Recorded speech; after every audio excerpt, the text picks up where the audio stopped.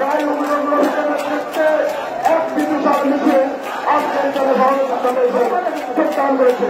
আসুন তাদেরকে করতালি দিয়ে অভিনন্দন জানাই। সবাইকে আমাদের জাতীয়তাবাদী ছাত্রদলের পক্ষ থেকে বিপ্লবী সুরক্ষা অভিযান জানিয়ে আমি আমার বক্তব্য শেষ করছি। ধন্যবাদ সবাইকে। তাহলে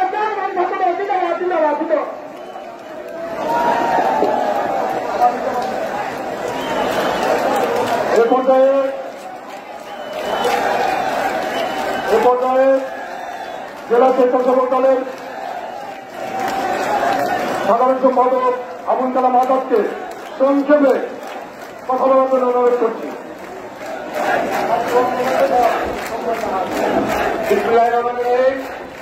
আজকের এই বিশাল জনসমুদ্রে উপস্থিত আমাদের প্রান্তীয় নেতা রাজবাড়ী জেলা বিএনপির সাবেক সংসদ সদস্য জনাব আলী নওয়াজ মোহাম্মদ সৈয়দ এবং আমি একবার থেকে এবং এই আন্দোলনে যে ছাত্র সমাজ এবং যুব সমাজ সব ধরনের সর্বস্তরের জনগণ এই আন্দোলনে সংগ্রাম করতেছে।